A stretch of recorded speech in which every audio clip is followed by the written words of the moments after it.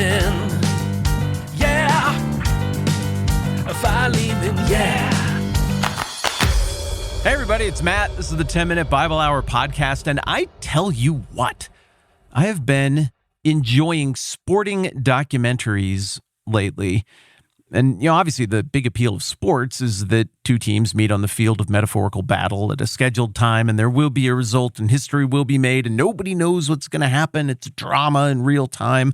I'm a sucker for that. It kind of tickles the same part of my brain as history stuff does. But it all looks so simple when you watch those games. They played, there was a score, somebody won, somebody lost, somebody got hurt, oh no, and then it's over and you move on. But what I like about these documentaries, like The Last Dance, that told the story of the Chicago Bulls' run of dominance in the 1990s, or this new one that just came out with my childhood football hero, John Elway, or one I watched about the rivalry between the Colorado Avalanche and the Detroit Red Wings. What I like about these is they show you the massive complexity of what is going on behind the scenes. And then when you just look at a box score, when you look on the internet, and you're like, who won that game that day? It is all so simple. This is how much points everybody scored from quarter to quarter. This was the final score. These were the records, the end. But of course, so much more is going on, and these documentaries capture that. Likewise, I feel like the last couple of weeks of working our way up to the time of the letter of Philemon in the New Testament has been another one of those lessons in reality of just how complicated stuff is.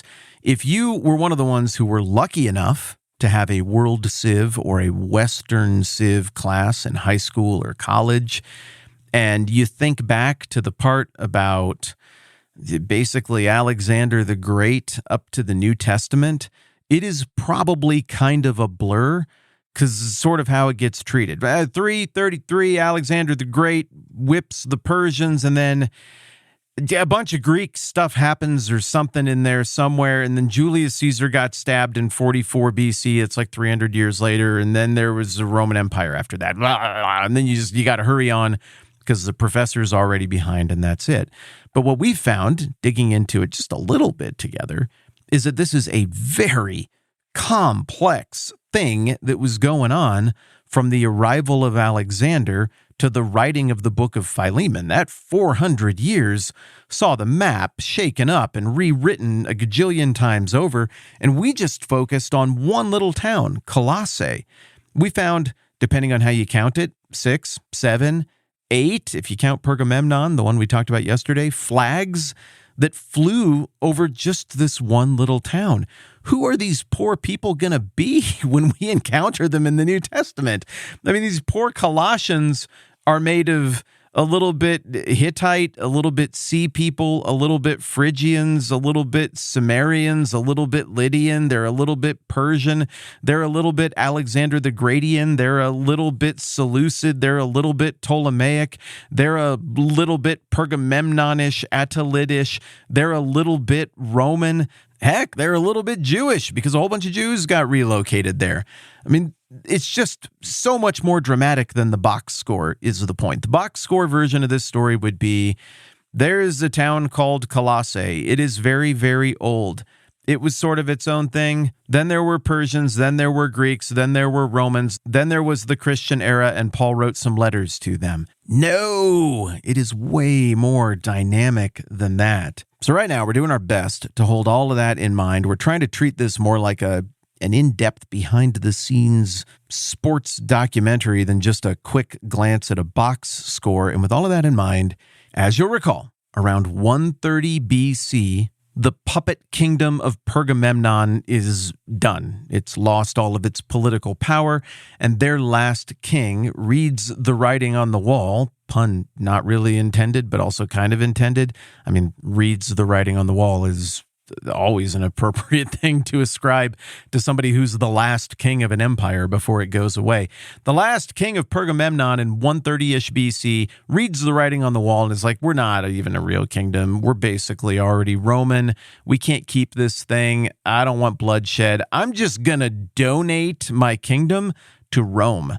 And that's what he does. Nobody kills anybody in order for Rome to take control of Colossae and this oft-forgotten kingdom of Pergamemnon. It just gets donated, and then that's the end of that. Well, Rome is still a republic in 130 BC, but it's a republic that isn't going real well. There's a couple of brothers who come along. They're collectively called the Gracchi. Gaius and Tiberius Gracchus are their names. And they're like, look, Rome used to work. There used to be a lot of mineral resources for everybody, gold and silver. If you served in the army, that used to mean land. But something happened here in the 100s BC, and now if you serve in the army, you finish up and you're poor and you don't own land anymore. And all of a sudden, gangs were popping up in Rome of all of these old veterans from the legions, and the local Roman police couldn't do anything about that. So you basically had these Jabba the Hutt style gangsters running Rome effectively. And the Senate was like, please cooperate. At times, the Senate is bribing these gangs to help keep order in Rome. It really was a horrible situation. And so wave after wave of reformers come along. Usually these are people from the lower classes in the late 100s, and they're like, hey, we got to change the rules or people are going to rise up. It's all going to break. And the upper crust senatorial class are like, no, we're not going to do that. And further, we're going to hire assassins to kill people who propose this, which they do. Eventually, it leads to a situation where one Roman commander, Sulla, leads troops against Rome and another Roman commander, Marius, and the rivalry between Marius and Sulla spills all the way over into the 1st century BC. Ultimately, Sulla is given a dictatorship for a little while in order to try to bring about his old republican reforms. He wants to make things look Roman again, like before stuff went wrong. But the problem is the infrastructure isn't there. The reforms that the Gracchi were proposing really actually did need to happen. The Roman Republic was kind of breaking from the ground up, even as it was expanding. So Sulla tries to make everything old school Republican-y again, and then he just quits and gives back power and goes and retires and lives to a ripe old age in his villa. But it doesn't fix things. That leaves a power vacuum, and there's an informal arrangement between 3 big players you've heard of, that being Crassus, Pompey, or Pompey as some people put it, and Julius Caesar. This informal alliance keeps things afloat in Rome for a while, but eventually Caesar becomes too popular. Crassus dies in the east. The legend is he got gold dumped down his throat. I mean, if you gotta go, at least you get a bunch of free gold in the process. Pompey starts to view Caesar as a threat, and so Pompey and the Senate are like, hey, Caesar, you got to come back to Rome. Make sure to leave your armies behind. We just need to talk about some stuff. And Caesar's like, no, I'm going to bring my army because I think you're going to kill me.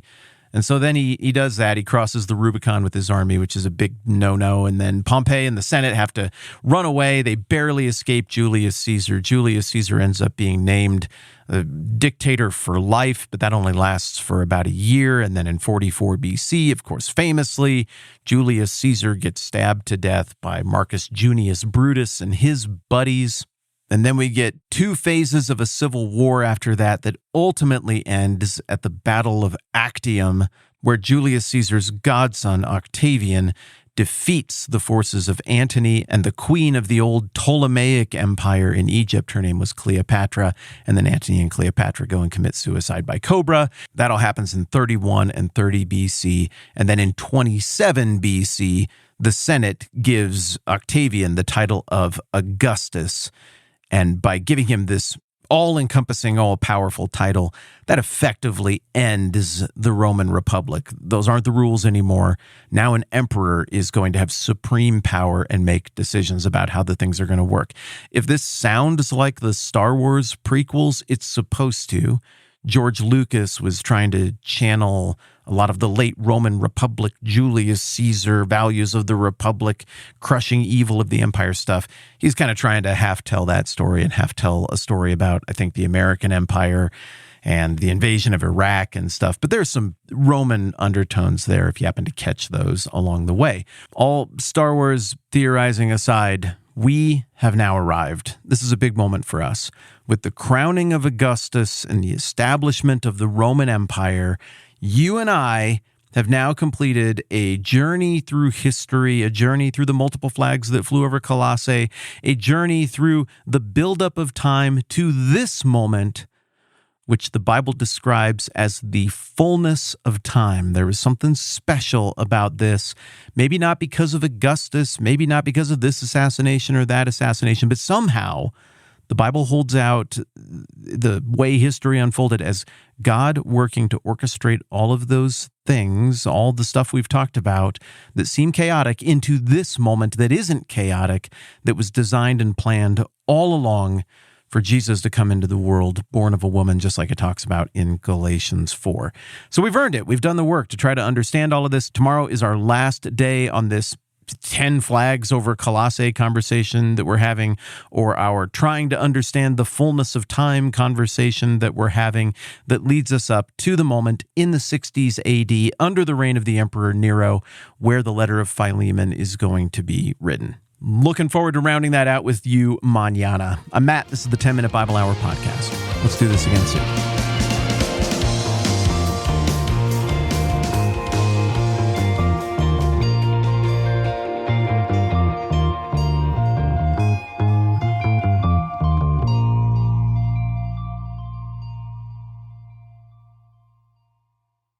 Hey, Matt's daughter here. I just wanted to say that leaving a rating and review on this podcast really helps, and we are grateful for you considering doing that.